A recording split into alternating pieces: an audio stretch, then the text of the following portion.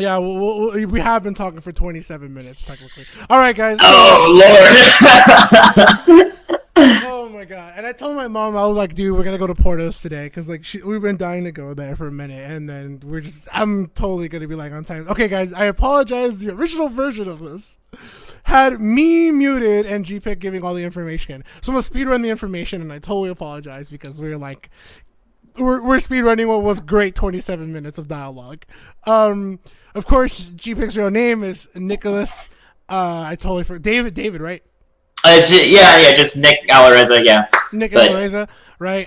Your original tag came from all this brawl. You were Ghost Pikmin, right? And then you had a horrible story of people was like, dude, his name is Ghost Pikmin, and he doesn't even main Pikmin. He just mains Game & Watch. And I was a Nest main, and I got totally in shambles because he had a false name. You and I both have a great love of Hearthstone, and honestly, we have a great love of Hearthstone and Magic the Gathering. You know, there are other great things we do. Your job is you're what was it again? Not data analyst. Data scientist. Data scientist. There you go. That's it, yeah. You're a data scientist, right? And actually, not from the previous information. How old are you, man? I totally don't even know your age. Oh, yeah. I'm old enough that I had to actually stop and think about what the answer is. And the answer is 28. That's what it is. Okay, so you're actually in your great prime, right? Dude, I always tell people like the prime is. I actually always tell people you're in your prime when you're. My uncle always told me this. You're in your prime when you hit 20s until you hit 34. When you hit 35, 34. Yeah, after you hit 35, you start feeling your prime leaving you. That's what he said. Ooh, and I agree with that. I agree. I have 6 years. Okay, 6 years. Yeah. He told me things were declining after like 35. I was like, I already feel it. And then after 35, he's like, dude, I'm keeping my weight. Things are not as easy. Like, I feel slower. Blah, blah, blah. Boss says, okay, so your prime ends after 30, technically after 34, but starts leaving you at 35. So I get it. When I hit 34, I gotta hurry up. But and we talked about how great you are. You're catching up on stuff before Ultimate because I know you're going to go in on it like you do in Smash 4 commentary, like you do in ARMS, like you do in Rivals. And you originally wanted to be, like you said, you wanted to be part of the games industry, but of course, as we all know, it's not that easy, and sometimes things aren't as clear-cut as we want them to be. So you did become, the job you are today, and you put bread on the table, and you enjoy your hobbies, obviously, which is great. Yeah. And damn, do I feel dumb for losing 27 minutes of great dialogue. Oh, man. It's okay. Onward and upward, right? Just exactly. Use failures as a stepping stone. That's what they are. Yeah. Just keep on moving. Oh, my God. I'm going to saw myself in the face for it. But let's go ahead and just jump into it, dude. I want to know what was your? Let's start off a little bit silly before I rise up to it. What was your first competitive game ever? Like the game that you just like. I love this game, and I'm gonna go hard, and I'm gonna freaking play it. Cause mine was Halo 3. Halo 3 and Modern Warfare 2. Roughly those two games. And sufficiently admitted, like, yeah, I did play Brawl a little bit competitively, but I didn't go to tournaments as much as I did. And yeah, Yu-Gi-Oh a bit. But what was yours? Enough about me. What was yours? So my first one was Marvel vs. Capcom 3, and mostly Ultimate Marvel vs. Capcom 3. Okay. Which it was kind of unexpected because normally I don't really play that much 2D fighters, even though I still find them fun to watch. But York, who a lot of NorCal Smash 4 people recognize, he actually got me into that game back in college, and I had just so much fun with not only is like the game completely riveting and the fastest paced thing like I've seen or played, but it also has so much creativity built into the system where unless you are actually using somebody else's pre-established team, you have to make up your own combos. Like, you have to come up with your own setups, and that creative process of going to the lab and feeling like you're pioneering something that nobody else has ever done and probably won't ever do because there were like 7,000, 8,000 unique different teams in that game. Like, that felt really exhilarating. And then bringing all that technology you come up with at a tournament, showing people what you've come up with. Like, I came up with setups for Zero and Nemesis, and I know that nobody else has them because why would you be running Nemesis if you have Zero on your team? Exactly. But you knew the setups, right? Like you labbed them and you had them all. Yeah, so I had some really gross reset stuff. I had some anti-missiles technology with Nemesis. That was actually my favorite thing that I came up with because it's just so stupidly simple. Where do you know about hidden missiles? Yeah. From everyone. So like yeah, Doom calls them, and the thing that's really annoying is they rain from the sky even if Doom is currently getting hit. So like a lot of times people would start a combo on Doom and they'd have to drop it because otherwise the missiles hit them and then Doom opens them up because they're in hit stuff. What I would do with Zero is if I opened somebody up and I knew missiles were falling, I would call Nemesis because Zero is the short guy and Nemesis is the tallest character in the game. So missiles come down and they only hit Nemesis's head, which means Zero is protected and I get to keep doing the combo. So I use Nemesis as a meat shield because he has the most health in the game. I'm like, yeah, let's do this. That's next level, dude. Like, oh my god. My thing in that game when I played it, I never got to play it competitively, but I played with a friend of mine. My team was always going to be. I used to call it like. So it was my personal. It was just a team of like characters I liked. So literally, it was like either my team was I wanted to call them the Demon Team, which was like, which was Akuma, Morgan, and Dante, and I had like a really cool setup with Morgan and Akuma. And people were like, "Why would you use Akuma? You should use Zero and Morgan because they're so good together." And I was like, "No, dude, I just love Akuma. Like he's so good. I love the way he can use his combos." And I remember like I had certain setups that my friend was not ready for, but he had all the metagame stuff. Like he was always like, "Oh yeah, I'm gonna use Sentinel and Doctor Doom and all these other meta characters," and I was like so ready for him that if I went to a tournament and if I fought you, I would have lost to you because I would have never thought of like, oh my god, Nemesis is meat shield in this combo. No, that is dumb, and it worked against me and I lost. It's the circle of friends I played with. We had like a similar dynamic. We're like, I wasn't even running the craziest team. Like my friend York ran the dumbest team of Beautiful Joe, Hagar, and Tron, which is Joe and Tron are not characters people are ever used to fighting. Like Tron actually falls out of Wolverine combos all the time. So like he would rack up so many wins off of just matchup inexperience, and then on top of that, he was a really good player too. So he would always be the one to make it furthest whenever we go to Evo or something. And then our other friend Tom, he used Magneto, Doom, and Virgil, right? He was just like straight by the books. This is classic Marvel. And this is I remember like Magneto. No, I remember my friend. Her team was Wesker, Virgil, and Doctor Doom. Dude. I hated that team.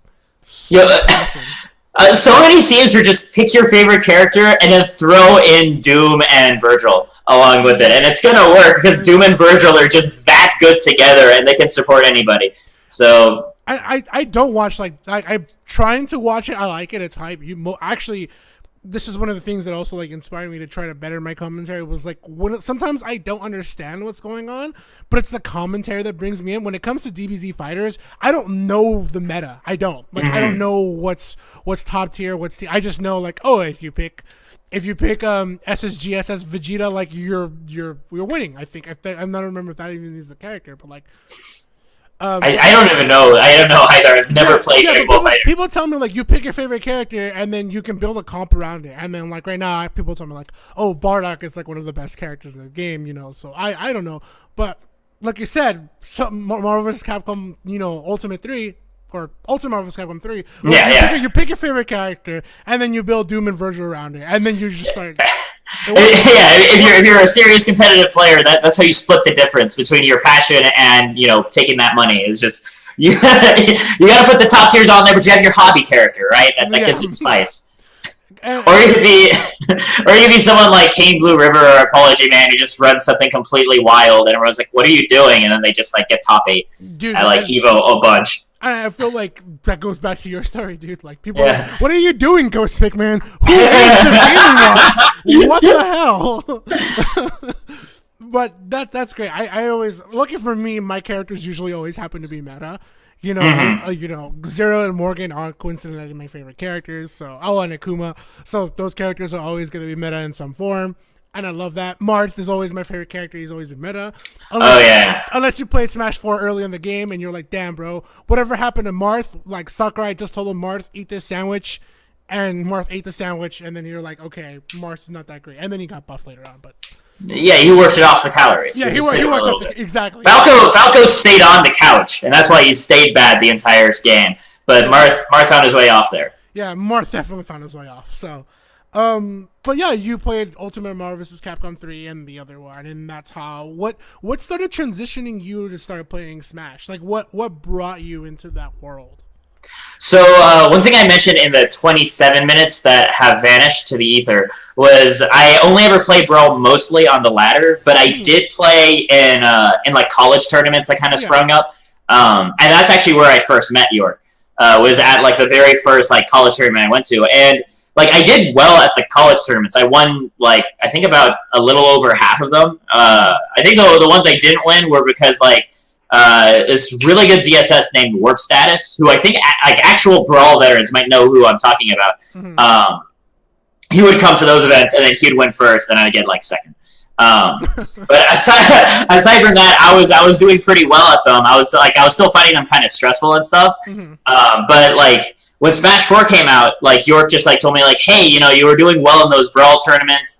And NCR is happening in Sacramento. So, like, it was the two-pronged question of, one, can I stay with you? Which the answer was, like, obviously, yes, we've been roommates. You can stay with me. And the second thing was, like, while I'm there, like, you should come with me and you should enter in Smash 4 and, like, Ultimate and all this other stuff. I'm like, yeah, sure, I'll enter Smash 4. So I entered it, and then, of course, went O2 because everybody goes O2 at their first proper tournament. Yeah. And I had a ton of fun, though. At the friendly setups and stuff, like, you know, after hours, like, just doing, like, drug money matches and stuff with people. Like, I was having an absolute blast. Because at the time, everybody considered Game & Watch, and NorCal, everyone considered Game & Watch to be F tier, because this was long before Cosmos was around. So just the fact that I was winning games... just with the fact that I was winning games against people was blowing people's minds. They're like, you must be a god being held back by your character. I'm like, no, Smash is just broken. You guys just don't know that yet. So I eventually, like, York, once again, was a homie, and he told me, like, oh, they're starting a weekly series in Sacramento. Like, here's the address, here's the event page and stuff. And I decided to go because I was free, like, that afternoon. And I did a lot better and just had made so many friends that first night. I just kind of got sucked into it immediately from that point on. That's pretty awesome, dude. I mean, for me, like that sounds about like roughly me. Like my first tournament, I went to it on my birthday. Coincidentally, it was like on my birthday, and like it was like It was called Mayhem. It was here in SoCal. It was like a Melee regional or something. I don't remember exactly. And there was like a 3DS side tournament, and I went there, and then like since then, like I met. The only person I've like consciously have always like talked to from that tournament that day is I've always run into West Balls. Coincidentally, I don't know how. I always run into him. I'll go to the mall, he's there. I'll go to the movies, he's there. I do grocery shopping, and he's there, and it's weird. West Balls, if you don't, he sometimes actually remembers me, which is even funnier than that. So, like, it's just really weird how I've always run into that guy. And then Zan and S2H. I've always run into those two, you know. And S2H, for those of you who know, like he's usually the head of the carpool, and I'll go with him, and then I'll do commentary, whatever event he's going to. So usually I'm with him, and I'm doing commentary. So that's awesome that you started that path, and then you stuck to it, and you love it. And I enjoyed Smash 4. I went 0-2. I made Mega Man. I thought Mega Man was going to be top tier. I lied to myself. It was Diddy, and I hated it. It was horrible. Now, Mega Man did do well against Diddy, right? Yeah, I remember some people told me like some Mega Man does like really good against certain characters. It's just like Zero's a god at yes. And there's so many videos of Zero wrecking Mega Mans that like people just know how to fight against a Mega Man as Diddy. You know, and that's the thing I always tell people, like your character can be good against another character. The problem is like, you know, there's so many videos of that person, of X person meaning that character, that people can just go ahead and watch, and they know how to fight the character better.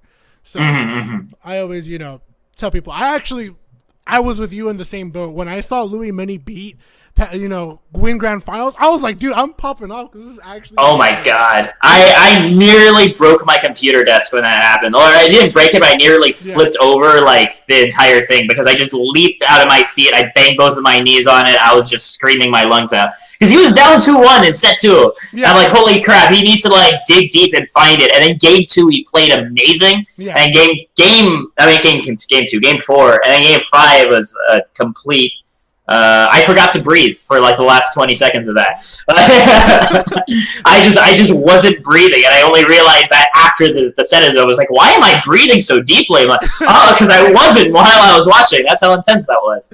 And I always tell people that's what's so hard about commentation sometimes when you watch that game 5, Oh yeah, you want to hold your breath, right? You want to just because you're so caught up in that moment too, and it's like I have to keep talking while this is happening. It's tough.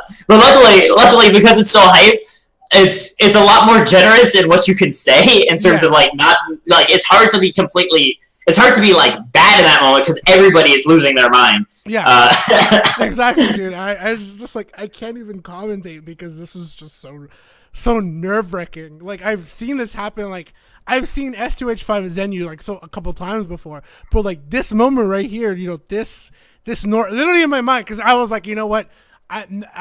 Charlie's out, so I have nobody to root for. So I was like, who's in here? I was like, oh, NorCal's here. Yes. So I have California pride on my hands. I literally told myself, like, it's so hard not to be biased, but man, oh man, do I want Louis Money to win.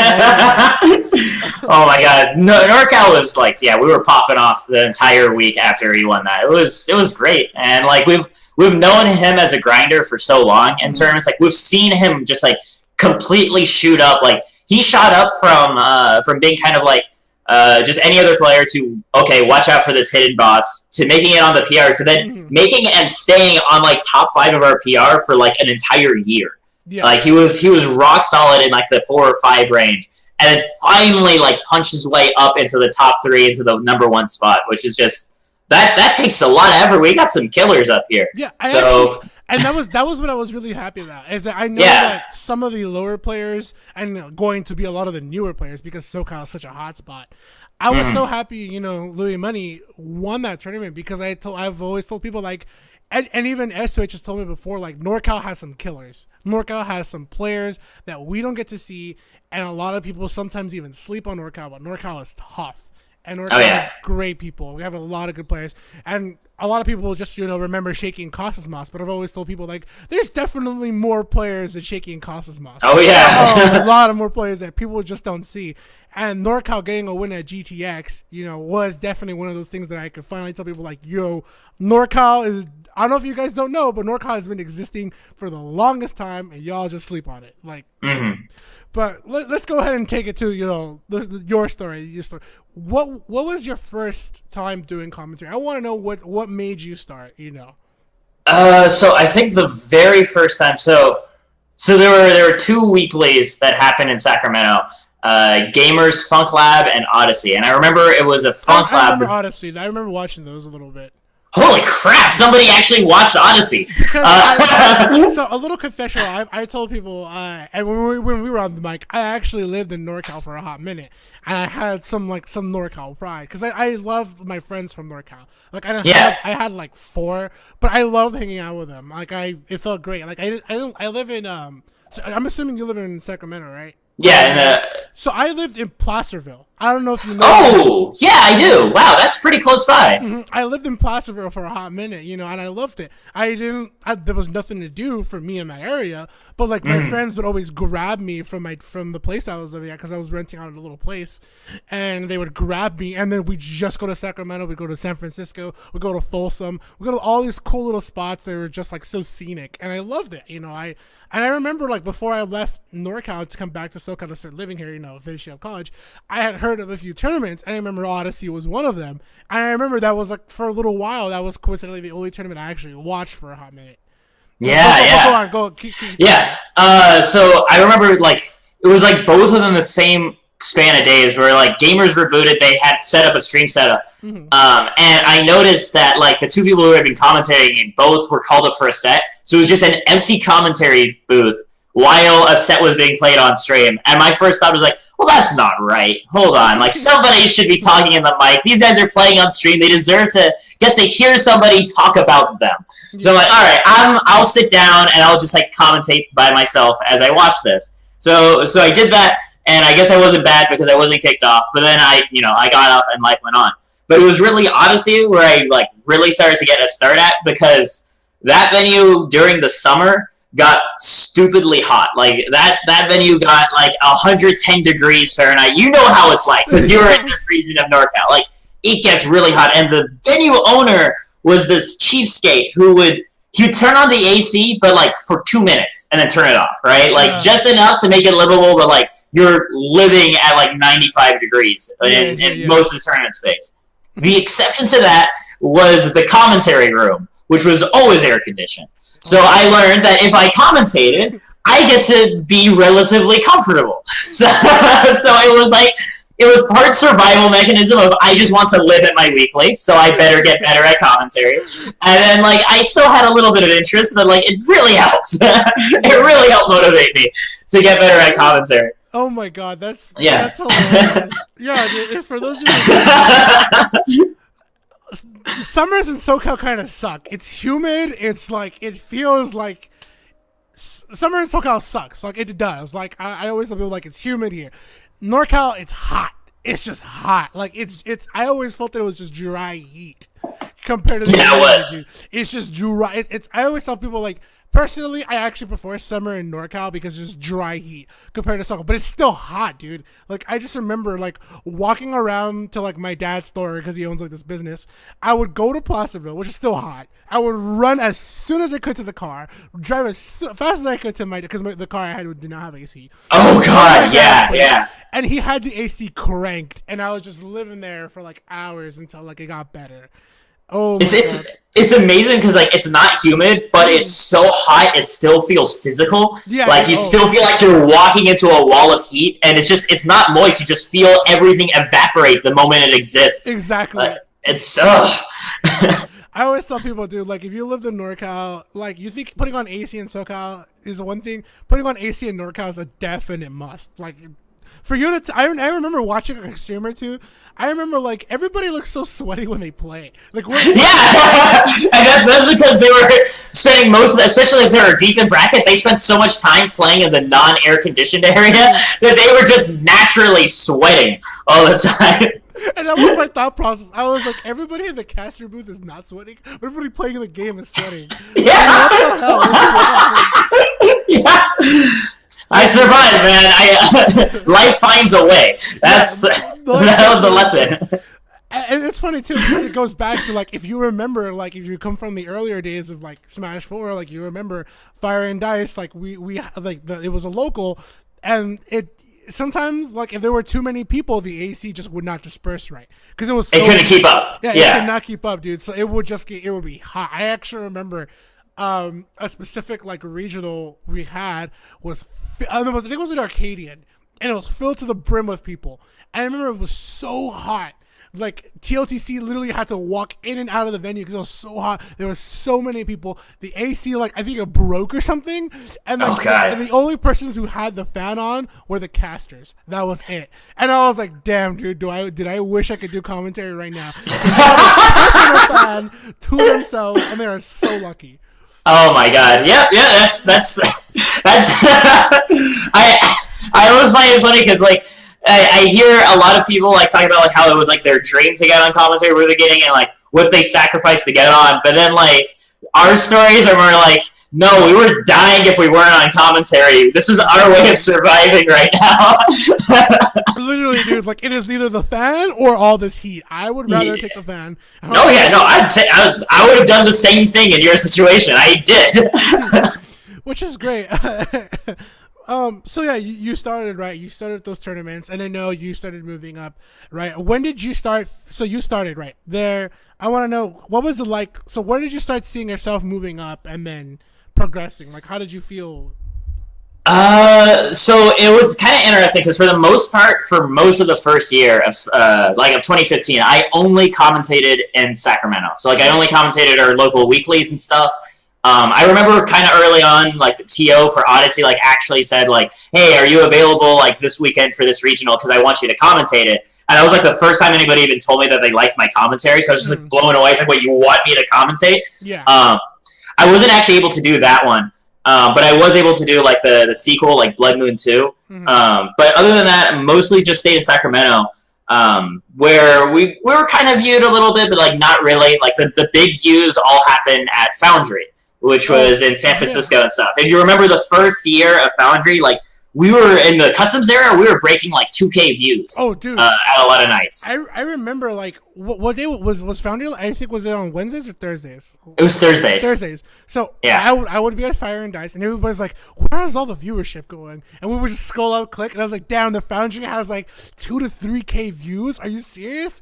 And I was like, damn. And I just watched the production and like the whole area. It's in a bar, right? Is that what it is? It's in like it was in a bar. Yeah. Yeah. And I was just like, dude, this venue looks hype. And I remember the first time the Foundry also came to a spotlight was, I think, Daigo played against... Lupe Fiasco. Yeah, Lupe Fiasco at the Foundry. I remember that, yeah. And I was like, what? And I remember like everybody... And then I remember Bill Trennan also was at the Foundry for one tournament. And I was like, dude, the Foundry must be like this hype place to go to. Like this hype stream to watch. Just a little background for you guys. So go on. Yeah, it was pretty incredible because you got all of that happening. And the thing that shows how popular that tournament was, like as a in-person competitor, is it's a bar, right? So you have to be 21 and over. They can only make exceptions for like 3 or 4 people for each night. And those are usually all taken up by the PR players that are just under 21. Even with that restriction, and this is Smash Brothers we're talking about, we were getting 90, 100 people showing up to Foundries. Dang. Just everyone over 21. So like, that's just how big of a deal this was all over the region. Everybody would come from Santa Rosa, Sacramento. Sometimes Chico would come up, and then San Jose. Dang. And like all over would all come to this one place. Actually, Santa Cruz actually always set up a little carpool as well. Like everybody would show up to this sucker. Yeah. So that obviously was like the premier event to cast, and for the longest time, I was like completely like terrified of applying to commentate there because I'm like, no, those are the big guys. I'm not ready for that yet. I'm not going to apply. And all of my friends were getting really fed up with me not making a reel and like me thinking, no, I'm not a good enough commentator yet. Yeah. So the reason I finally got to commentate at Foundry, and it took all the way until December, and like I started playing in April was when I started commentating, was again, York, you'll notice he comes up a lot because he's a very close friend of mine. He was fed up with that, and he came up with a loophole to get me on the microphone. And he didn't really tell me this. Like he didn't say like, "Hey, I got a little scheme." He just kind of sprung it on me, and I just kind of had to say yes. Where his crew, Top 17, which is by the way the best name for a crew ever. That's a cool name. Because Top 17 wasn't the top 17 players in the region. They were the players who placed 17th every week at Foundry. They all got their own crew together. Their tagline was, "We are exceptionally adequate. We know our place," was what they called themselves. And honestly, one would say. Like, yes, yeah, like exactly. They know exactly what they're about. They don't have an ego, right? They just say, "Hey, we're pretty good, and not a little bit more than that." And I adored that, right? I adored that personality they had. So I instantly was a fan. And then they challenged, I think it was TCM at the time. And normally for crew battles in NorCal in this time, because Foundry was the spotlight, the crew battle would happen right before Foundry, where everybody was setting up and warming up, would have the crew battle on the main stage, and they'd have commentators to do it. And when it came to choosing the commentators, the policy was, I think it's great, which is each crew nominates somebody and says, we want them to commentate for us. So then each crew picks one person, that's your duo, and then each person in that duo then is by nature going to be really biased towards the side that nominated them, which creates a lot of fun clash between the casters as the gameplay is going on, which I think is a great idea. And of course then... Yeah, of course, York nominated me. It's like, yeah, I want Gpik to commentate for me. And because the policy was they get to pick anybody, they're like, okay, yeah, so Gpik will commentate. And it turns out TCM picked DC to do their side, which was NorCal DC, who was like the main premier NorCal commentator. Like he commentated at Big House. He was like one of the 6 people who got to. Like he commentated at Evo. Like he had some amazing slots. I remember he was part of like which back again, if you. I think it's Yeah. called like the Lost 27 Minutes. I want to call it like maybe one day I'll release it and I'll call it Gpik's Lost 27 Minutes. Like, Just me talking to myself and laughing. yeah, and it's just Vance just like moving it. Just this, but I remember that was my original like that. Like I told people like there's always gonna be a great 8, and I remember the so there's DC was taken, who's from I believe he's from Florida, and then there's NorCal DC, which I can't remember his Twitter was.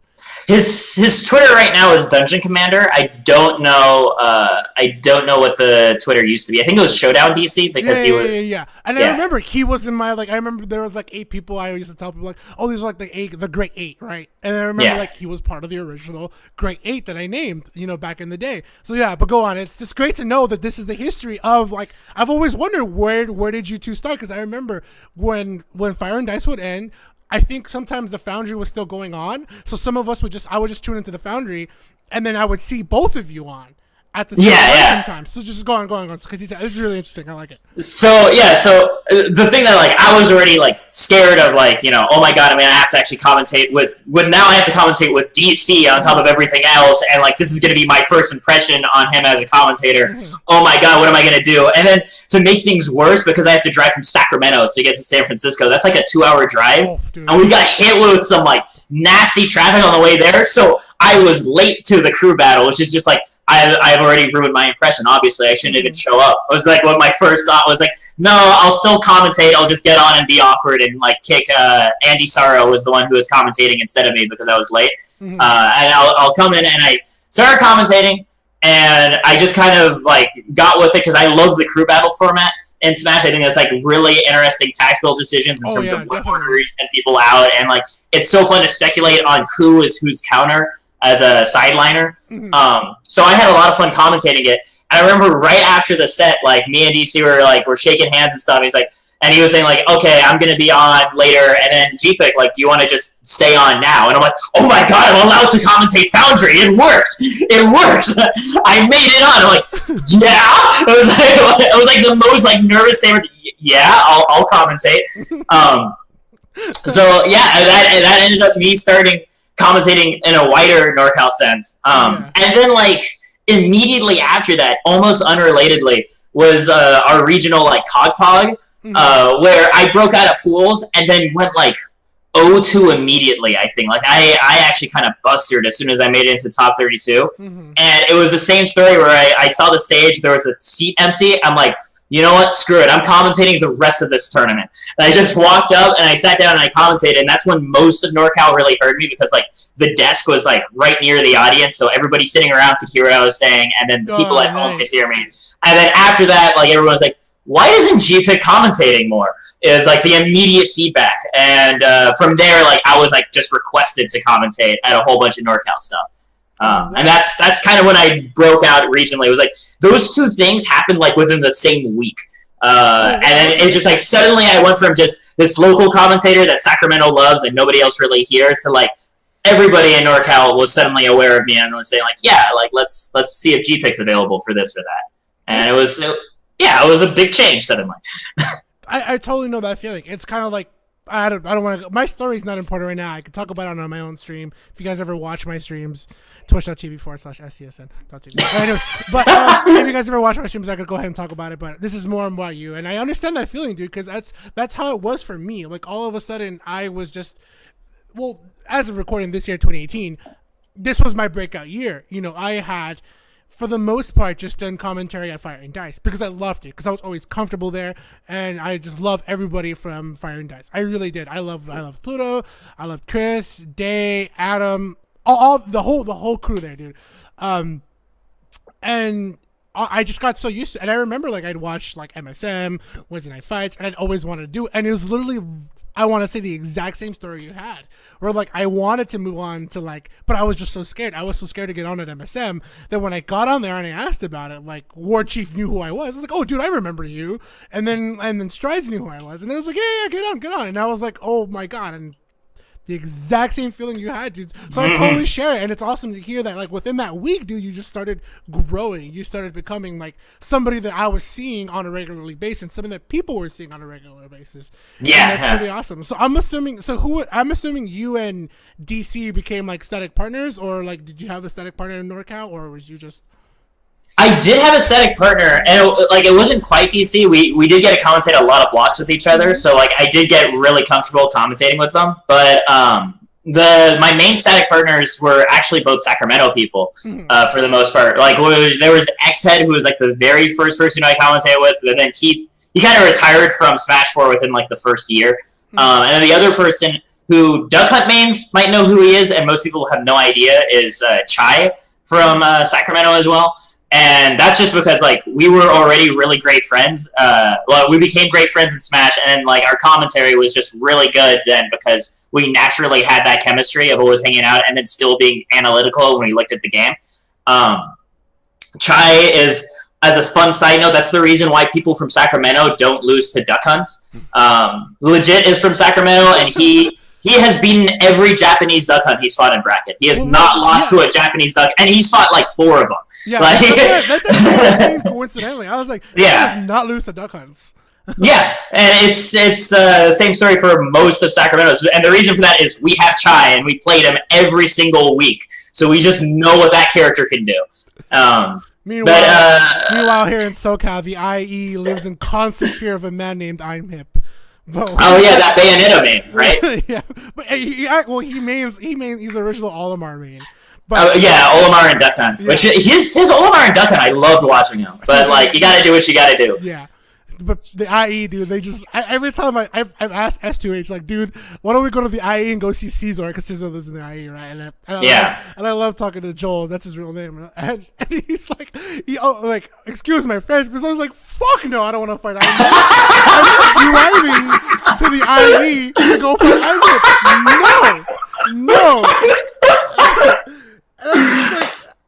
And it's always a constant joke about like asking S2H to go to the IE, but. It's just a funny story I always love telling. Yeah. Sorry, I can understand that totally. Like, I don't want to drive 2 hours to fight a zoner. Yeah. Like, are you crazy? I remember, dude, Scott will drive 12 hours to Utah, but he will not drive an hour and a half to the IE. That's the funny part about it. And this allows me to plug in, 2GG's event, SoCal Chronicles, which features the IE. It's just a funny thing, dude. Honestly, it's a great thing that I'm a legend, man. So, like you were saying, you guys fought Chai, right? And Chai was your static partner for a while. Yeah. For most of NorCal, he was like my preferred partner. But for a lot of top 8s, it ended up being me and DC. Mm-hmm. And DC was a great help, especially when I was first starting out. Just in terms of just constantly having so many great resources and a lot of great advice. Where like, in the middle of the night, I'd be like, I don't know what to talk about in this situation in commentary, and I could shoot them a message, and then they'd get back to me in like a couple hours or something with just like a paragraph of well thought out. I was just like, oh my gosh, like I would be so lost if I didn't have DC like to just help me out every single time I needed it. Like I remember like one time that like really helped was I'm like. My question to him, and this is something that we've both experienced, right? Which is you get on commentary and you feel like you're in awe of the other person at the microphone, and you're just like, I already don't feel comfortable talking to this person, right? So like, how am I supposed to commentate with them? And I messaged him like saying like, yo, what do I do in this situation? Because I'm at this regional and there's somebody who's a lot more established than me. Like, how do I bridge this gap? Because right now I don't feel at home at all to be talking a whole bunch. He's like, well, you don't have to, is basically what he says. Like, you're teamed up with somebody who has a lot more experience. That's why you respect them so much.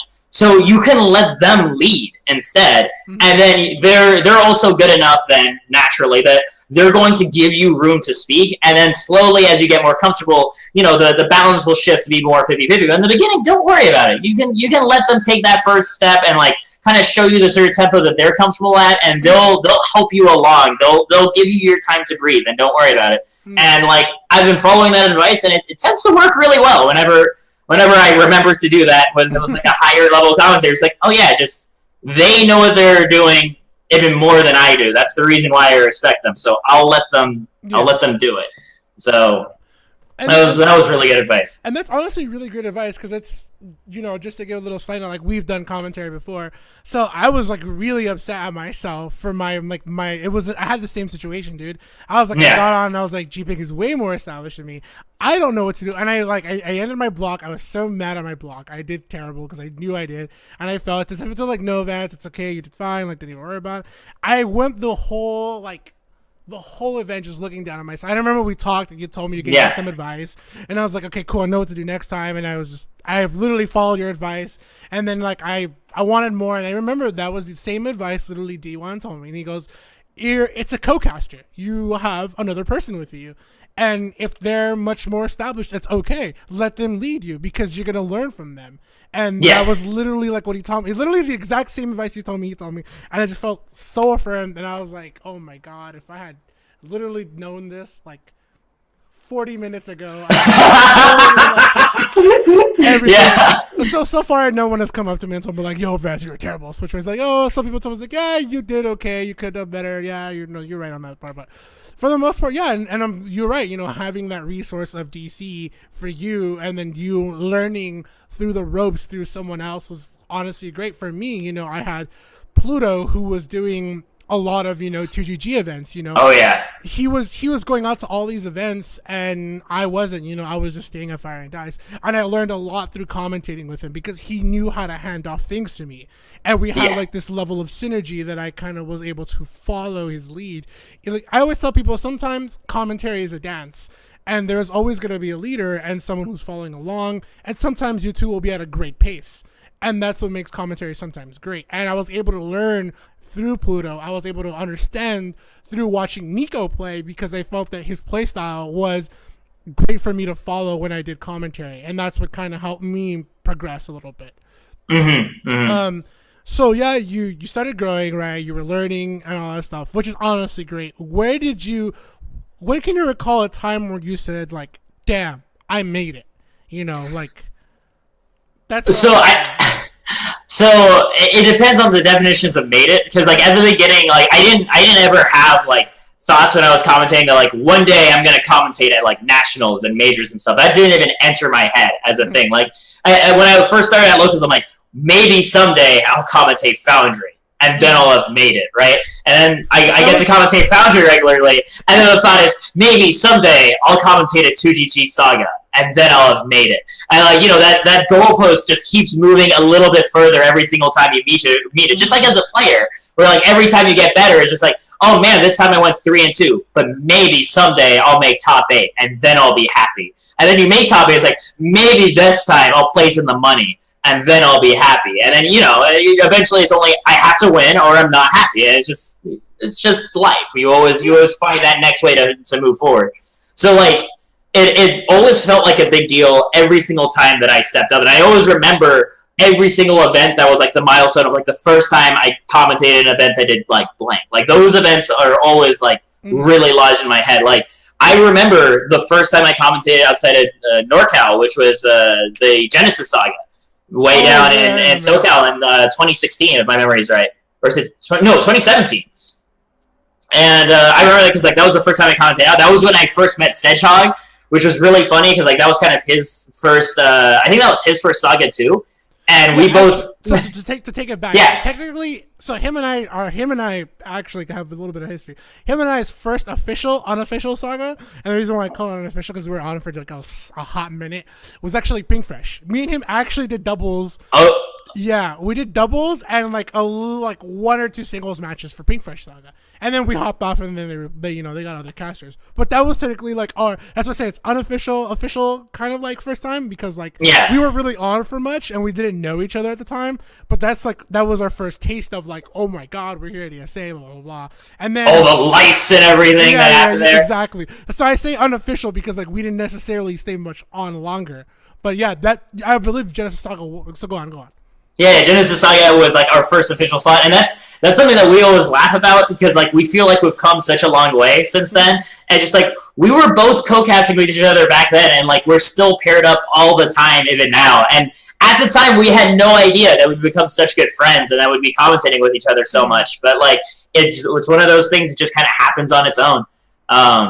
And I remember Genesis 4 was probably like the biggest like shocker. Is like that was a straight up like major. That was a straight up like international level tournament that I got to commentate pools for, just for day one. But like just the fact that I got to commentate at all was just absolutely massive for me. Yeah. I got to commentate with Bam there, who's just amazing, and I also got to commentate with Pierce, who also taught me a whole lot about commentary. And I actually, a lot of people give Pierce like flack because of like his style, but like as a person who commentated at like my first major and commentated with him, I actually don't really understand why people don't like think he runs over his co-caster. In my experience, he absolutely didn't.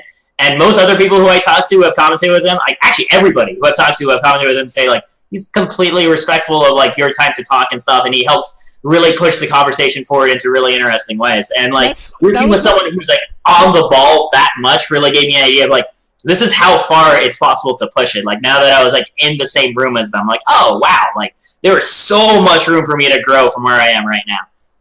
But yeah, you were saying. And that was one thing that coincided. Like I talked to Seth Chocolate's here in SoCal, so I remember I asked him like about him, and he was like, "Oh, the thing about Pierce is like you also have to understand like it's literally what you said. Sorry, I'm literally just gonna repeat what you said, but yeah, it's literally the exact same thing. Like he respects your time to talk, and until it's your time to talk, he'll definitely be the one in the lead until he sees that you're ready, and then he'll let you talk, and then you do your thing. And sometimes that's how it kind of has to be because a good example for me was like, and I totally apologize because I've done some digging up. I don't know too much information as a background, but like I remember watching Nintendo did like their whole ARMS Invitational thing a while back. Oh yeah. I was not, dude. I'm gonna be real talk with you. I did not buy ARMS day one. I didn't even play ARMS. I thought ARMS was a cool concept, but I just wasn't into ARMS. And ARMS, that was literally my first opinion of it. And then I remember they did their whole thing, and it was like Coney and of course Jordan Kent. There you go. I was like, I remember it was Jordan, but I didn't remember the last name. It was Jordan Kent. And I was like, I'm going to watch this because I kind of want to see if there's going to be anything special afterwards. Like people always watch Nintendo events because like, oh, they want to see if there's going to be a hidden Smash news. So I did. And I'm always part of that crowd. Paranoia. Yeah, dude. You guys are believing in some conspiracy theories out there. That's all I'm saying. Dude, I'm always part of that group that'll always watch a Nintendo event and be like, there's going to be something. They're doing ARMS right now because like Springman's going to be like a hidden DLC character. I'm always part of that group, dude. I always am. So I watched it. And I remember what sold ARMS for me to watch as a spectator was the commentary. And that's what it was. I was like, dude, this is like so fun to watch because of the way Coney and Jordan Kent are commentating. And I love it. And it's just so good. It's just so enjoyable. I was like, damn, dude, I can't believe I slept on ARMS this long. I feel horrible. And then I remember coincidentally, like when I started looking up his stuff, I ended up learning that like you and Sechhog are like, like the best ARMS commentators out there apparently. Whoa. I can't accept that. I can't accept that. I don't know who your sources were. That's what I'm saying. I don't know. Don't place Vance on the pedestal as like a definite source. But like I remember people like started saying like they enjoy out of a lot of the commentators for ARMS, they enjoy, listening to you, Sechhog, and Coney coincidentally. Like they put you guys as like some of the main casters. As in Smash 4, they put, TK, EE, and a couple other people as their main casters. So I remember like reading that on, I think it was like a Reddit post. I'm pretty sure it was a Reddit post. Yeah, so I don't really read on Reddit, but like I wanted to learn more about ARMS, and then I saw that you guys were there, and I started reading a little bit more, and then every now and then I like to keep up a little bit with like some of the ARMS stuff. I just don't have much time because I'm more focused on Smash. Yeah. But yeah, like my question to you is what made you start branching out into games like ARMS and Rivals? Because I've seen you do top 8 for Rivals, right? Yeah, Rivals. I'm rocking the Rivals shirt right now. It's all mirrored though, I think, because of the video feed, which is unfortunate. But Rivals and ARMS. Okay, I'm trying to remember which order. Yes, okay. So it was ARMS that I accidentally branched into. Not even accidentally. It was just kind of it was like forced upon me. where I got ARMS when it came out because the game looked interesting and fun, and I had a bit of fun just like playing the single player campaign, but I didn't really get into it competitively. I happened to be getting into it just that slight amount right before ARMS Saga, and morning of ARMS Saga, like 8 a.m. morning, Miho shoots me a DM. He's like, "Yo, so apparently they don't have anybody for their morning block, and they told us that they need you and me to commentate ARMS." And I messaged him back. He's like, "Do they know that we don't play ARMS?" And he's like, "Yeah, they need somebody to talk on the mic, man." I'm like, "Okay, I'll do it. I just want them to know that we don't know anything." And like we did the fastest study cramming we could because we were both good friends with Rice, who at the time was considered one of the big threats in ARMS. Like he got 5th at ARMS Saga. Yeah, that's and, like, I heard. Yeah. He gave us like the quickest, like the dirtiest big picture analysis of how ARMS works, and then we were just throwing on commentary. And from what I've heard, a lot of ARMS veterans took great issue with our commentary that day, and I fully understand. But the thing that was interesting was one of the sets that I commentated for was, I think it was Busta versus Exax. And Busta was a player I didn't know about at all because I didn't really follow ARMS at the time, right? But I was blown away by his movement and stuff, and like that was one of the sets I remembered the most after the day. And he went back and watched the VOD. He's like, "Yeah, I really liked your commentary." And then like what ended up happening is when they needed other commentators for ARMS at Smash events, like at Switchfest, and like naturally the list is very small.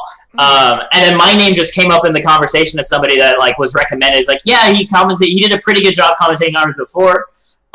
So then I got let know like a month in advance by Champ, like, "Hey, are you available to do this?" And I said, "Yeah, sure. Now that I have time to study for it, I can do that." And then that block with Sedgehog went so much better because I had time to prepare and watch through that invitational you're talking about. I watched through Winter Brawl that happened earlier as well. I got to actually see the meta and like really talk to players and really got a way better sense of what everything was happening in the game. And then like after that, like ARMS is interesting for me because it's a game that I really love watching when it happens because, like you said, like the commentary helps bring to the forefront actually just how many decision points there are in the game. Exactly, actually, the best summary is it's Marvel's neutral with Brawl's punish game. Is essentially what it is because like, there's so much hectic stuff happening. You're making the RPS decisions like twice a second, but like each punish for each hit is like one hit, and you get to be hit like 10 or 15 times before you go down every round. So like there's just so much potential for adaptation as the sets go on, which makes it really fun to watch also as a spectator. So like I do love watching it and I like commentating it too, but I never got into it too hard as a player. Like it's still viscerally fun for me. Every time I pick it up, I'm like, why do I not play this more often? But it's also a game that nobody near me really plays that often, and it's just kind of harder to. It's hard because it also has to compete with every other game, right? Yeah. And that makes it challenging too. Yeah, and I agree, dude. I actually a friend like you have York. I have my friend Joe Phantasma. Some people don't know, like they see him here, and if you live in the 818, like they know who he is and they see him. But him and I go a little bit back, and he's the one who pushed me to start going to MSM.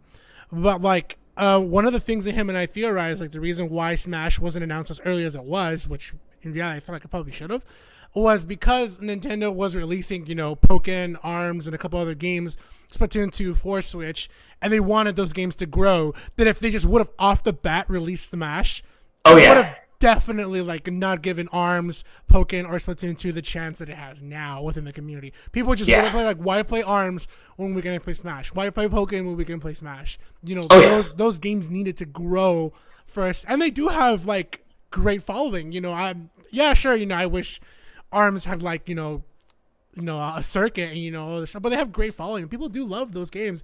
They're essentially have a great cult following, like the way I compare it to like the way that Smash 64 does. People love Smash 64 and they love watching it, and they love watching ARMS, and I love Splatoon 2. It's a game I greatly enjoy, but yeah, it's really hard to sometimes set up tournaments at because it requires these setups and things like that. And I know ARMS is more. I think it's a very active online community as well. It's a very active online community. Yeah. They don't really get to have many locals, and the locals they have are understandably small. But like the community is so passionate. Like the way that only like us like we say Smash is grassroots, and it is because like we don't have first party support. But like Arms is like wow, like these guys have just managed to scrape together their competitive scene out of almost nothing, and like they're really making it work. And you can tell that they pour so much into the game because they just genuinely do love it. Like Arms crowds are the hypest crowds ever to be in. Like they pop off hard every time something big happens. Yeah, Switchfest. Well, I forgot his name. He got like second there. He won Evo. Oh my god, why am I forgetting his name? I remember the name. Yes, it was Coup. Yeah. I watched. His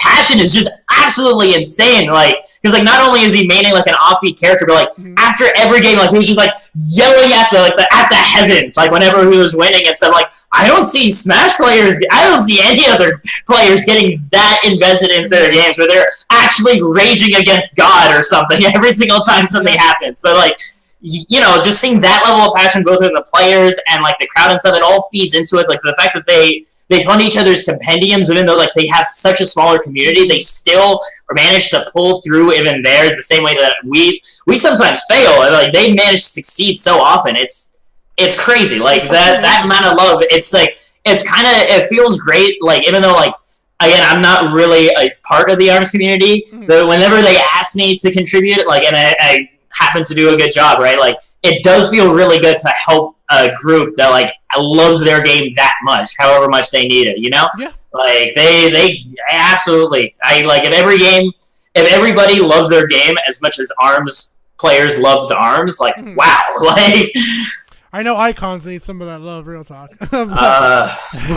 That's low. I freaking loved Icons, man. I'm so sad that it's gone. You know what's I don't want to like jump into it too far, but like it does suck because Icons had so much marketing leading up to it, like a lot of it. Like they were at SmashCon, they were doing a lot of like promotional stuff with players, things like that. I remember like seeing my favorite character was Reimer, right? I remember seeing the stickers and stuff and things flying around, but like they had much more marketing than Slap City did, and Slap City came out and just stole their thunder like that, like literally no marketing, and people were like, oh, Slap City this, Slap City that. I do want to point out that like Slap City actually had been around for a while. Like it had been around for like a year or two. Yeah. Okay. But the thing is, they had no marketing. They only had word of mouth. It just happened to hit critical mass where everybody found out about it during the Icons wave. But like it had been building up very, very slowly. Because like if I remember correctly, like the very original pre-release build of Slap City had like only 4 characters. But by the time people were hearing about it, it had like 7 or 8, right? Like that's just how long it had been stewing under the surface. And then finally people just was like, whoa, what's this crazy game with this fish lifting weights? And like, everything goes out the window there. And I really wanted Icons to be part of like Genesis, but like I don't know if it will. There's still some time for announcements, but like it doesn't seem very likely. And Slap City is, I actually one of my favorite, which I want to lead to and segue into it, is like one of my favorite actual games. I remember I had to argue against my friend, like, why do you want to get up so early? I was like, dude, it's so hype. I need to watch it. I love it. I like playing it. I'm not great at it, but like, is Rivals. I remember getting up early, like, to watch Rivals top 8 at Genesis, and I was like, dude, I don't care what you all say. This game was fun. This game looks great. I like the stages. I like the artwork. Like Rivals is fun. I want to get up early to watch Rivals top 8 at Genesis because it looks so. It's in a big, big arena. Like it's not an arena. It's a theater. It's like it's theater. It's incredible because they have the phrase "Legends play here," which is. And I was like, dude, I need to. And I just remember, but.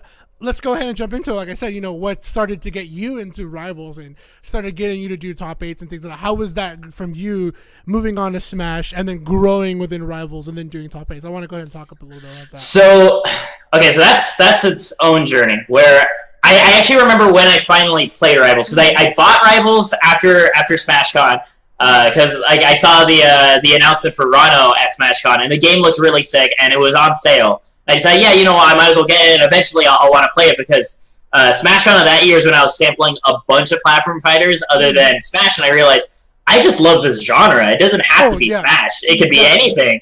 But like the movement, freeing options and stuff, and this whole space is a lot of fun to do.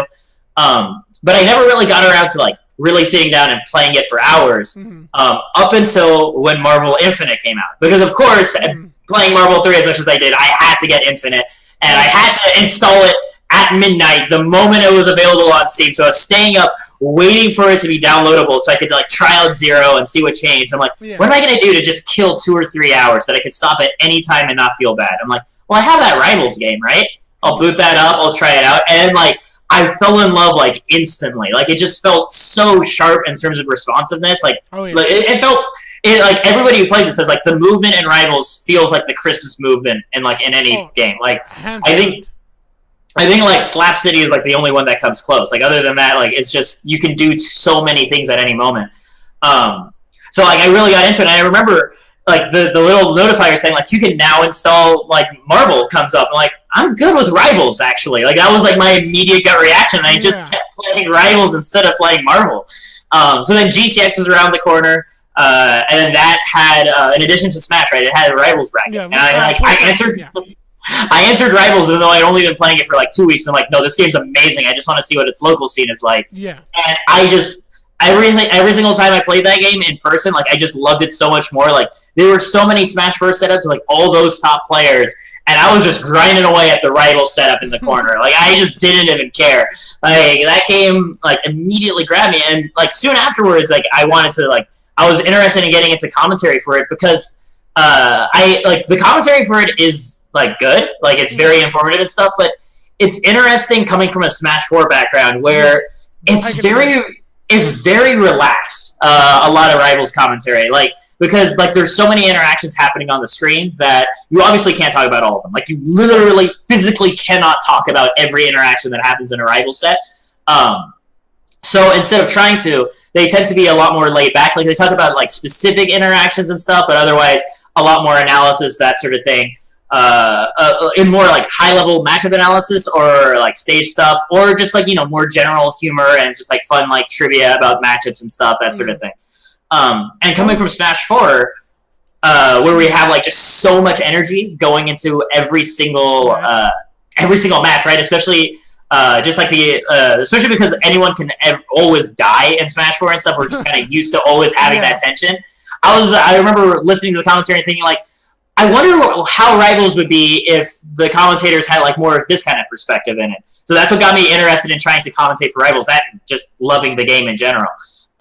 So I remember how I actually got my first lot of commentary was after the 2GG championship. A lot of folks like followed me out of nowhere because I did really well with Korean at my blog. And one of those people was actually AlphaRad at the time. And at the time, and like it was like a month later, like around the build-up for Genesis 5, and I was making my application, and I see that they had the checkbox for if you want to commentate Rivals. And I just absentmindedly tweeted, like, hey, like, I wonder if I should, like, apply to commentate Rivals as well, thinking emoji, right? Yeah. And then AlphaRad responds saying, I think that would be a great idea, and then tags Dan Fernacey and Edelus right there in the tweet. I'm like, oh my god, no, I didn't need this much attention on this little tweet. And then, like, soon afterwards, like, Edelus DMs me and saying, like, hey, are you interested for commentating Rivals at Genesis? I'm like, I guess I am now. I guess this is happening. Just all of that. So I'm like, honestly, thank you, AlphaRad, for making that at all possible. Because I would have never tagged them. We already know how proactive I was with my Smash 4 commentary career. Like I would have just like checked that box silently and like not really even thought about it. Yeah. But I got to commentate just like Pools Wave 1 for Rivals as well, which is what I specifically wanted to because that was my first block ever. I didn't want to commentate anything more important than that. Yeah. And then from there, like every Smash event I went to that had Rivals, I'd like apply for it there. And like just slowly, like my blocks were just improving bit by bit because I was learning the game. I was getting more comfortable commentating it. And like my commentary was improving. And then I think it was like, Smash and Splash was when I finally got to commentate. I say finally, but it was actually really fast to go from commentating pools to commentating top 8s. Yeah. Within, that was a span of 5 months. And like that's quick. Yeah, that is like Real quick. I realized as I said the word finance, like that's not actually true. That was actually very fast turnover considering when I started. But it kind of had Ellis reached out just saying like I feel like you're the most qualified person at this event to commentate top 8 with me. Like, are you interested in doing that? And of course, when somebody asks you as a commentator, are you interested in commentating top 8? You just always say yes, like regardless of regardless of especially for the fact that it was like Rivals, a game that I really liked. Like I was nervous the moment he said like, "Oh my god, can I actually do a top 8 for a game that I really love this much?" And I like because that was my first like top 8 at any major period for any game I've ever done. But I said yes, and I remember I spent like that whole week then like researching all the players' recent results against each other and everything else that I could find about them to prepare for it. And then that block went really well, like really well. I remember watching you like on that block, and I was like, sorry, this thing fell. Yeah. I remember watching you on that block, and I was like, oh my god, like that was my thought. I was like, damn, dude, Gpik is doing like top 8 already, and like, and I thought it was like one of the best blocks I had ever seen for Rivals at the time. Because actually, still to this day, I haven't been able to keep up with Rivals recently, but like, I thought it was like, dude, this is amazing, and it was with you and Edalus, right? Yeah, me and Edalus. Yeah. And I was like, dude, this is an amazing block. But go on. Thank you. After that, I remember a bunch of like people like tagging me on Twitter and like tagging Edalus and stuff, saying like, please put him on more top 8s. Like just that was, and then like ever since then, like I've been able to get top 8 slots at Rivals events when they were like coinciding with like Smash majors and stuff. Mainly because like I'm already there to commentate Smash, so it's just really convenient for them to be able to grab me also. Because like within the Rivals community, I wouldn't consider myself one of the best Rivals commentators. There are still people much better, way more versed in like the player history and lore and the mechanics of the game than I am.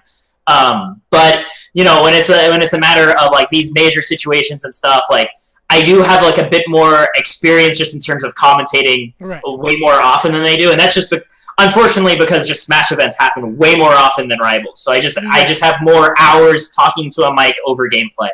And then it's also the convenience of I'm already traveling there for this other thing, so that me commentating 2 events at the major makes it easier for me to travel. Yeah. It just it works well for just kind of everybody too. Yeah, I totally agree. I'm kind of in the thought process. Whatever comes up, but I like it. Like I personally would love to do more games. I'm actually in the middle a little bit of like learning Street Fighter 5, like just trying. I'm not really like proficient into it where I can say like, oh yeah, I can confidently do commentary at it.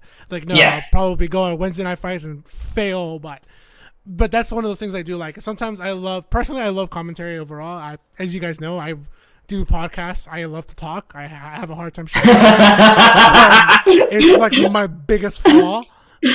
But like I love that. Like if I could do one, I would love to have multiple slots and multiple stuff because I enjoy doing commentary. But yeah, go ahead and finish up. I think I was just about done. Like doing multiple slots at events, like it is crazy, and I do love seeing Smashers and stuff starting to diversify. Like Rod especially has done such a great job as a commentator. He's commentating like Tekken and Street Fighter and basically DC, all the FGC stuff. DC, he's spread out into like basically all the Nintendo stuff, right? Not just Smash, but also Pokken and ARMS. Also, there's traditional Pokemon as well, I think. And D1 does as well, which is also really sick to see his voice everywhere now. And I know I like at SCR because if you guys don't know, I did commentate at SCR. But like at SCR, like I saw DC and he was doing like anime fighters. So it's really cool to see like a lot of us start to branch off into things.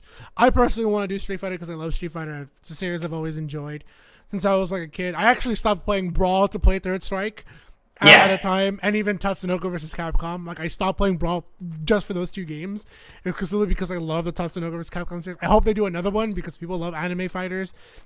People love anime and people love Street Fighter. So it'd be really cool to see like some other anime production team or just anime team have versus Street Fighter. I don't know what I thought like a really cool idea would have been to see like Kill la Kill versus Street Fighter, or I don't know, just an example. Oh my god, that'd be wild. I know, dude, it'd be totally wild. But like it's just an example of like an anime series versus Street Fighter, because they've had like SNK versus Street Fighter.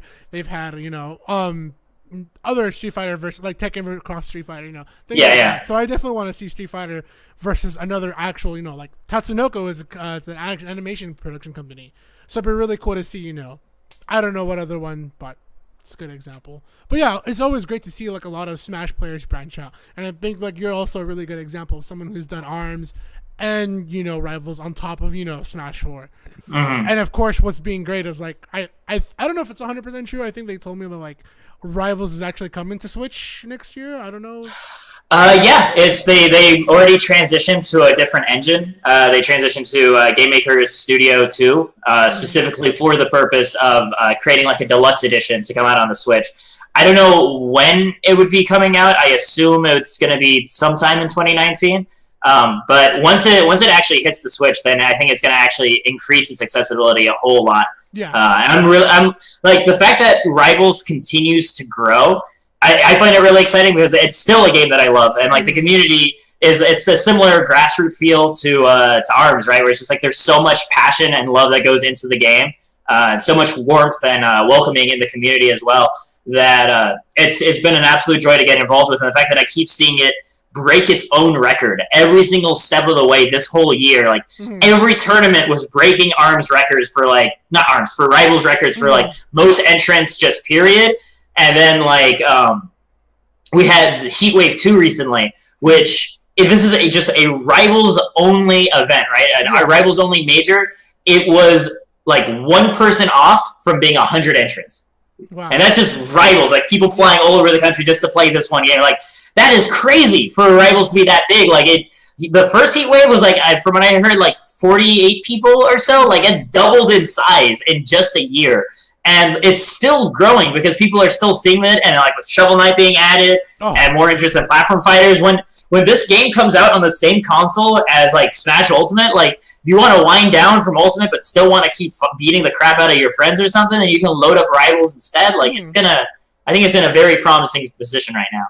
Definitely, I highly agree. So I remember 2GG even like tweeted after Switch Fest, like, "Hey, we might actually do another Switch Fest." And it would be great. Hopefully, Rivals comes out on the Switch fast enough, within 3 months. I don't know. I really wanted to come out as fast as possible, but hey, if you guys have to take time to, fix little things about the game before it comes out on Switch, go for it. I actually tell people I don't mind if a game is delayed if that means they tweak and edit little things to be better. I always appreciate that.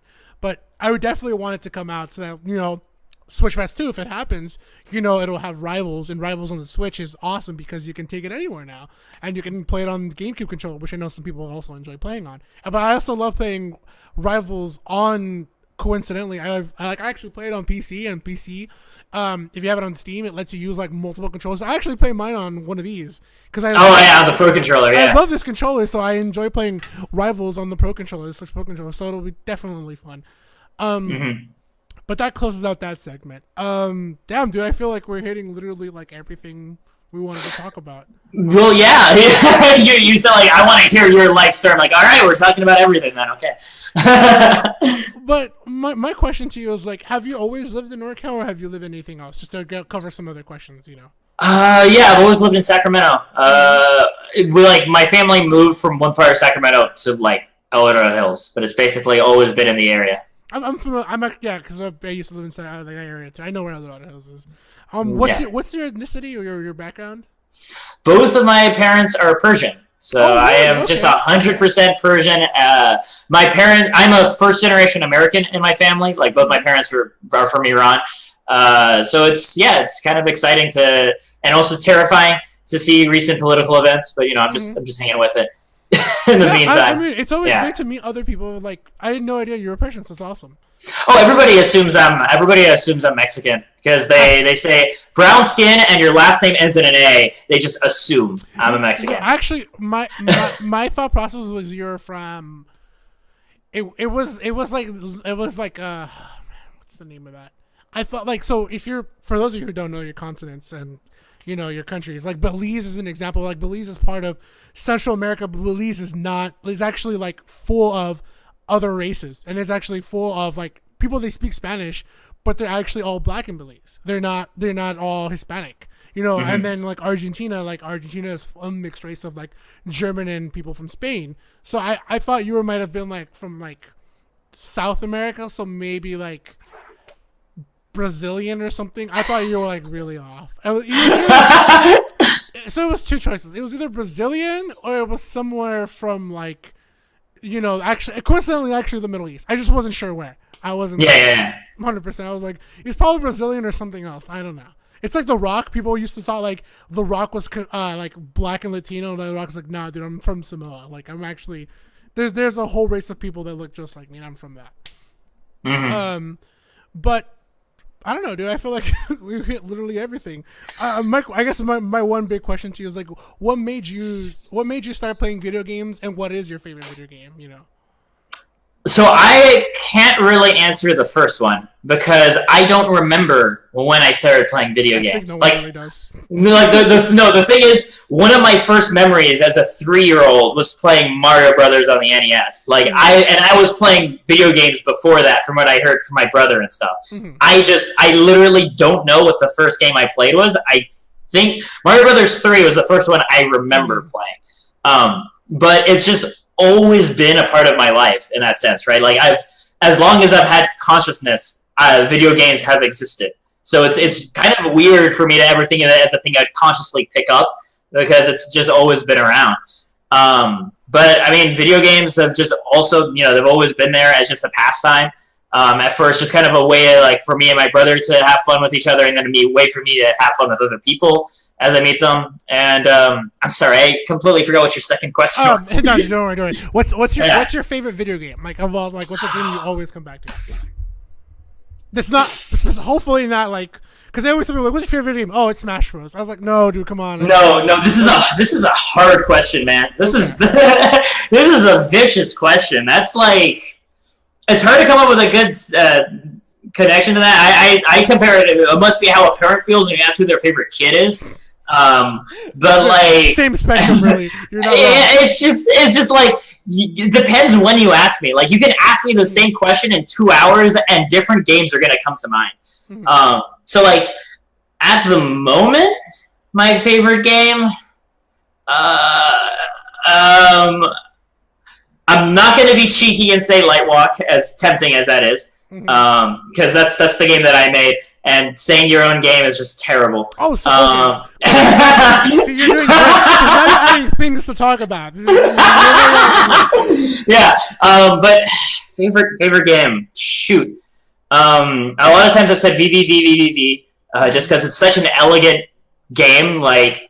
It's only like 3 or 4 hours long, very simple, stylized pixel graphics, kickin' soundtrack, and a single mechanic that just explored just enough, right? Like, you don't need to add anything to it, and there's nothing you need to remove. It is a perfect, like, I consider it a perfect game, not in the sense that everybody will love it, but in that, like, what would you change? Like, what could you possibly change about this to make it hit the notes it wants to hit better? And I can't think of anything. I really liked The Witness also as a similar, like, it's a puzzle game that also just, it knows exactly what it wants to do. I didn't play that one, but I've heard of that one. The one that I played that was like, it's not the same, but like, I bought that one and Valhalla. I've never played Valhalla. Yeah, I bought that one. My friend recommends. He's like, oh, you're a bartender, so you should play this video game. Like, right. Yeah, sure. Yeah, sure. I'll go home and keep doing my job. Yeah, that's fun, right? Like, that's the reason I can never get into programming games either, because like I already program for the whole day. Oh I don't want to go home and program more. So like, I know there are a lot of great programming games, but I'm just not interested. I know how you feel, dude, because that was me. Like, I remember as a kid, they started coming up with those educational games, and I remember there was one in specific that you could buy. And it was like a dude in a specific coat, and like he was invisible, and he had a red hat on, and it was all about math. And I remember that game was just teaching you math and basic HTML Flash. I think I remember that. Yeah, dude. And I hated that game because that's what I would do in class, and then I'd go home and do it. I was like, no, I don't want to do this twice a day. So like, no. But yeah, do you have like one that specifically is maybe like one game that's like always inspired you, like, hey, this game inspired me to do this or that? Donkey Kong Country 2, then. I think I'd have to say that. That it is just a really fun game from my childhood. Like, I would think I was like 5 or 6 when it came out, right? Okay. And I remember always playing it with my brother. I remember always that game like completely destroyed me when I was just like a small child. But I'd keep every few years I'd come back to it. I'd start a new file. I'd make it further than I did before, but then stop. And like it took me like up until like I was a teenager, and then I finally beat it. And it felt so rewarding to finally overcome this really fun game with like amazing music and everything. And like, and then like there was the Lost World stuff. I'm like, I'm just gonna enter a cheat code. I just didn't have it in me back then to find a bunch of secrets. Like now, if I was to play it again, I would probably find all the DK coins because like that game is just that well designed that I'd actually be down for it. But for now, no. That's me and Final Fantasy IX. That was a game like, well, Final Fantasy IX and Majora's Mask are always going to be tied. And then like the one that likes to creep up in there and always remind me like, hey, I exist too, is like Twilight Princess. And yeah, those two games always. So I said one, but like two. Like those two games are always up here, and those two games creep. I was like, hey, remember us? I was like, yeah, you guys are right. I remember my other childhood game though. Sonic 3 and Knuckles was the other one I really liked growing up. That was the first Sonic game I technically actually played. I didn't play Sonic 1 or 2.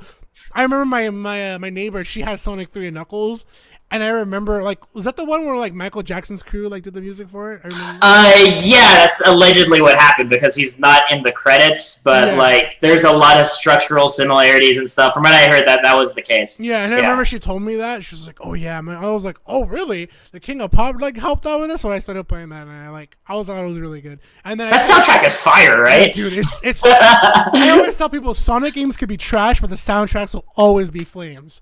Like, dude, Sonic Forces can be trash, but the music is actually probably pretty good.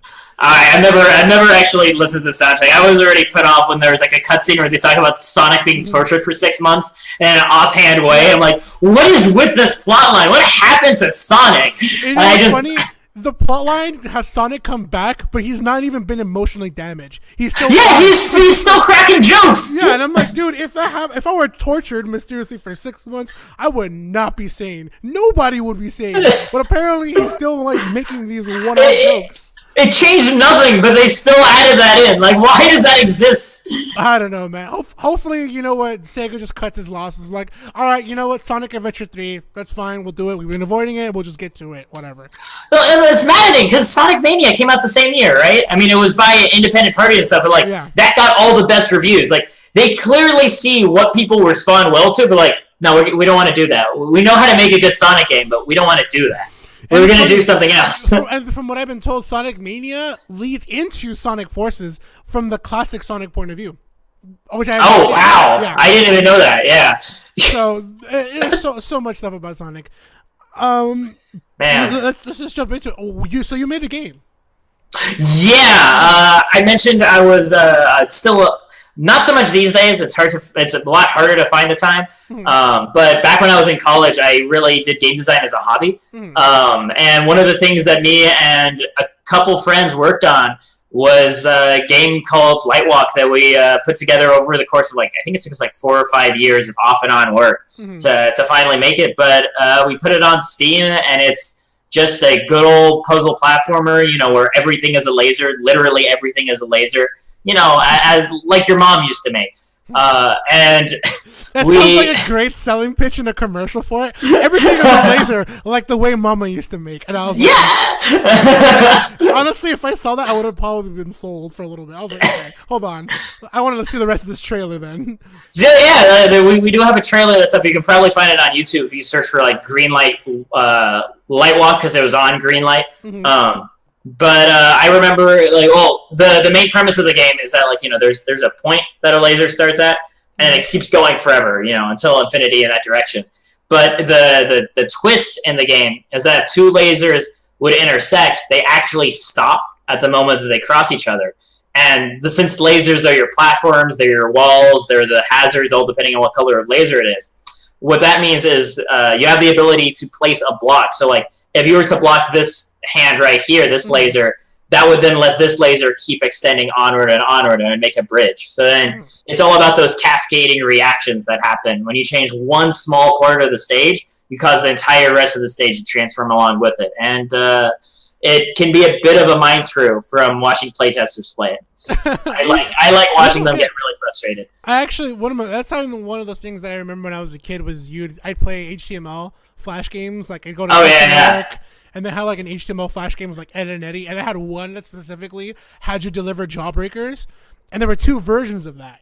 And one version was you create the way to deliver the jawbreaker. So the jawbreaker would drop and you have to avoid obstacles to make sure it lands in the right spot. But another one was the jawbreaker was always moving. And you had to, it's like literally like the game you made. Literally like you had to remove a piece and it would stop that. So the mind screw for me was like, how do I get it to keep moving without affecting one thing that would affect everything else? Yeah. And then I spent hours. Now I'm too lazy. But like I remember as a kid, I loved that. Oh yeah, Flash games growing up, dude. I played what was it? X-Gen Studios, I think was the name of the website. I heard about that one. I heard about it and I never got into it, but my friend was always on it. Yeah, it was like they had like this castle defense game. They had this stick RPG. Motherlode. I remember Motherlode, where you're a Martian miner just constantly digging down as far as you could get. There was some fun stuff that I burned so many hours just playing Flash games.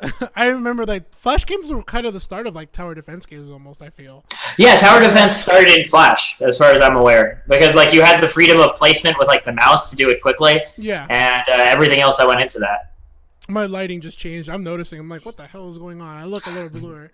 But the sun is moving in the sky because we've been here for so long. Yeah, no kidding. But so you've made a game. You know, you've done a little bit of your passion, and then now you do something in your career field. What university did you go to again? I'm so sorry. Cal Poly, San Luis Obispo. Oh, nice. So actually, it's funny. Most of my friends went to Cal Poly. Really? Okay. Most of my friends went to Cal, or are still going to Cal Poly. That was actually my second choice. Oh my god, dude, what is going on with this lighting? I'm like looking at it, and I'm like, I am getting so. Hold on, real quick. This is bugging. Yeah, you gotta turn on a light there, man. Yeah.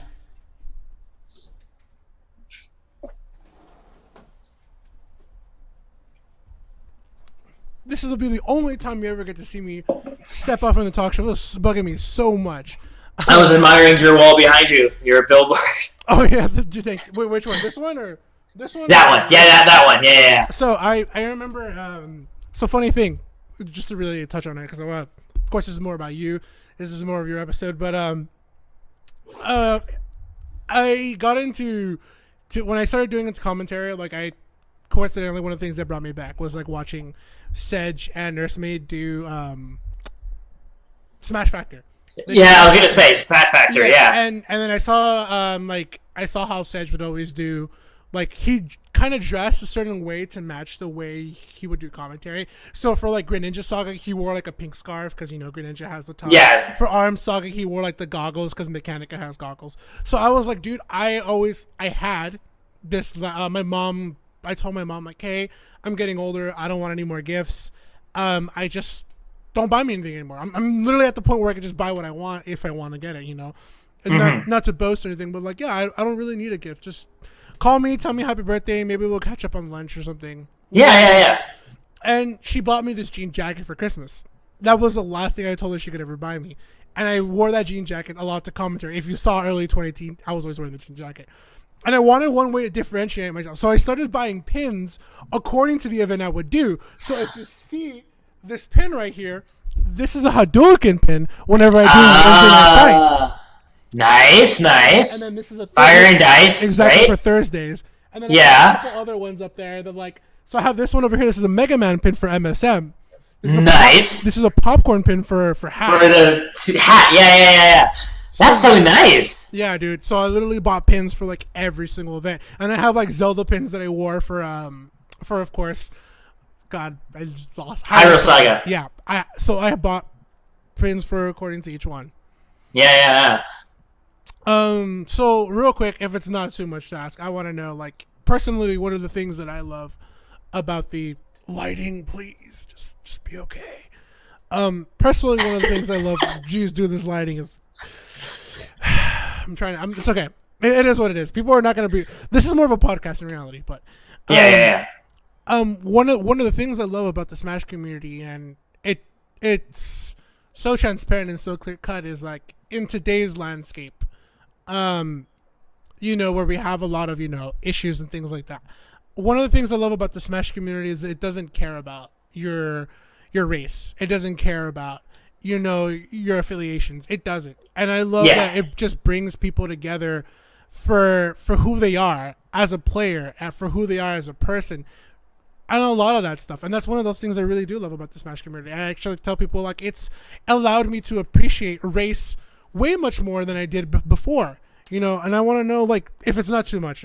If it is, what's it like for you to be in this current landscape of 2018, but also be part of the Smash community? How do you, because you did kind of tease a little bit, but if it's not too much. Yeah. No, it's not too much. Like, honestly, I'm really fortunate that I don't face any sort of like discrimination personally based on my background and stuff. But like every now and then I'll see things come up on Facebook or like on Twitter. I'm like, oof, you're talking about my parents indirectly with what you're saying. Like somebody like I remember around the time when our current president was elected, right?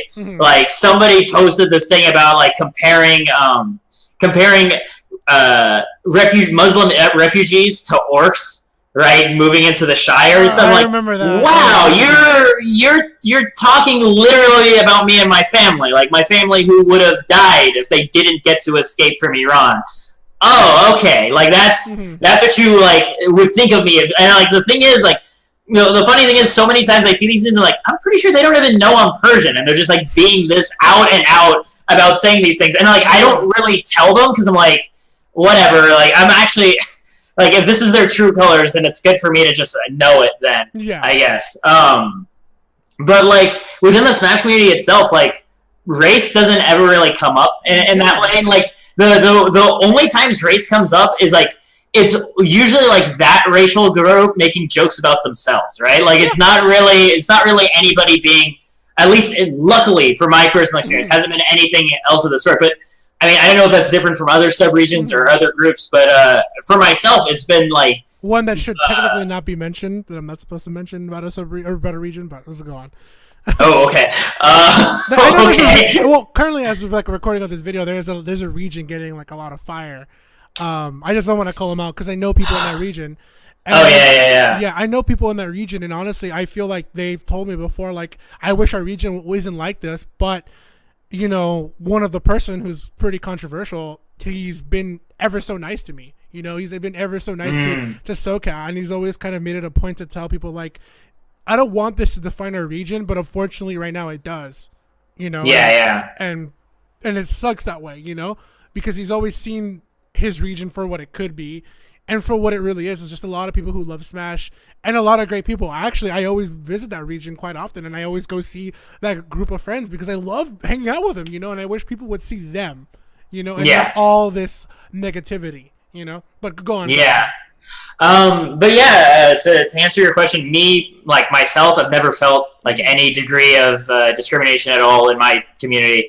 And like for the most part, it's been crazy to just see such a wide cross section of different backgrounds all gathering to play video games. Like just from not just like socioeconomic or like sexual orientation or race. Like the only thing that we're really missing as a community is like our gender balance is like way off. But everything else is surprisingly like varied and stuff. And I think that's incredible. Like just like even without like being politically minded, like you just by meeting so many people with so many different walks of life, like you just have your perspective widened so much. Exactly. As a result of these communities. And I was always raised, a way to respect other people and to appreciate other people. But because of the Smash community, that's escalated even more. And it's actually interested me in my studies. Like I've always wanted to learn more about other races and their cultures. And because I feel like because of the Smash community, it has escalated that a little bit better. And I'm not making it sound like it's a bad thing. Mm-hmm. It's a great thing because I've always wanted to learn about other people's cultures. I've always wanted to learn about, where they come from and backgrounds and things like that. It's part of actually kind of why I do the show. I've always felt that some people, for an example, they know Gpik, but they don't know his name. They don't know, his background. They don't even know how he started. They just know that like this guy behind this great voice of who he is, and I feel like that's a story worth telling, You know, Yeah. and for those of you who are watching, who've seen these past 3 episodes, they know who J-Mix is, but they don't know, how 2GG started, how things became, his involvement, and they don't know how Javi became this photographer that we know him today. They don't know how Technical's got to start in his content, things like that. Nursemaid. A lot of these stories, they know the person, but they don't know the story behind the person. And I feel like those are stories always worth telling. Yeah, it's also similar to how like the way we phrase it in NorCal. I guess to use me as an example is that we draw a difference between knowing Gpik and like knowing Nick, right? Because like there is a bit of a difference. There is I don't want to say quite a performance, but it is a different side of people that you see at tournaments or like on the mic or whatever their role is. It might not be necessarily that different from who they normally are. But there is usually a different side of them because, like, as a competitor, you need to prioritize different things than when you're just chilling with the guys, right? Like, so, like, one thing that I've noticed catches people off guard is, like, they see that I commentate a lot, so they just assume I'm really talkative, and then, like, they start a conversation with me, and they're like, you don't say much. I'm like, I don't know, not unless somebody asks me to say something. Then I just have nothing I necessarily talk about, especially if, like, happen to not know somebody. Like, I'm a really introverted person otherwise, and like, exactly, people don't know that. Like people don't know. Like, one of my like a little bit of a reveal. Like, people don't know I like to talk a lot. Oh, it's already pretty obvious, but like my favorite things to do. I love beer. Like, I like going to have a beer. Like, people don't see that. They don't know that. Just a small thing there, but like it's not as big as like Gpik isn't that talkative, But I think telling the story is ultimately really important, and I think as we head into Ultimate, telling the story of a lot of these people, commentators, people who are in organizations, people who make content, it's all really important, honestly, because it gives you a bigger scope and it gives you an understanding of how that affects them for who they are in the game, on the mic, and on their creation. And I think, honestly, that about wraps it up. Okay. I don't even know, dude. I'm out of. I think we kind of covered everything, Yeah. I guess the last thing I want to say, if we're covering everything, would just be a shout out to RPSville, the Rocket Group Smashville, for sponsoring me. Essentially, getting me the ability to travel outside of region, which has been hugely helpful. Like, I remember I sent the application to like CEO Dreamland. And I got accepted like 2 weeks before the event, and like that's in Florida, and I'm up here in NorCal. I'm like, how do I get there in 2 weeks' time? And I just shot Ursa Major like an email just like saying like, hey, would you guys be able to help pitch in maybe like a couple $100 or something to help me like make this flight quotient work or something, and then like you can sponsor me, I'll rock your tag for the event. And he said, let me consult with the rest of the team. And he got back to me. He was like, yeah, we'll just cover everything. Was what he just like came back at me with. I'm like, whoa. Like, it was like, just like, let's get you to CEO. Let's get you to Dreamland. And like, just like, that was like my first introduction. And like, at the time it was just that one event. But then like, ever since then, like every single time I've just needed a little bit of help to make an event come together in terms of travel or something, they've always been there to help me do that. So like, honestly, that's like the biggest shout out. I would not be able to commentate so many of the events that like you see me at these days if RBSL didn't exist. I'd still just be in NorCal, West Coast only. So like that's honestly the biggest shout outs to the entire RBS team. That's Flo, Ursa Major, Rain, and Telmo. Just fantastic people. Yeah. Well, that about pretty much wraps That's it up. now I got my last. Yeah, that's the last bit of thing I need to make sure I say. No, dude, it's all good. Yeah. Honestly, more to them, because that sometimes a lot of people do see casters, but they don't get to see like, why isn't Gpik here? And it's like, well, Gpik needed kind of funds to get here, and RPS is helping you do that. It helps you get known, and it helps them out too, because I'm sure they're a great group of people, just the same way for me that exists, in SoCal. Like, I have Fire and Dice, 2GG, and of course, like for the 818 themselves, a group of people that did kind of back me up was like, NXT. The whole group has always been nice to me, so people like that help people grow. So it's good that they help you grow, and more power to them, and more, for helping you out, honestly. And they run our current weekly right now too. Our main one in ESA Oakland, the town and city. So definitely, anyone listening to this, you want to check out NorCal, want to see me commentate our main local. Check out twitch.tv/RPSville on Thursday nights, and you can go ahead and watch along with the rest of us because I think that's going to be our ultimate time slot as well. I hope it is. So we'll see. I was actually going to ask you where can people watch you, but awesome, Paulgan.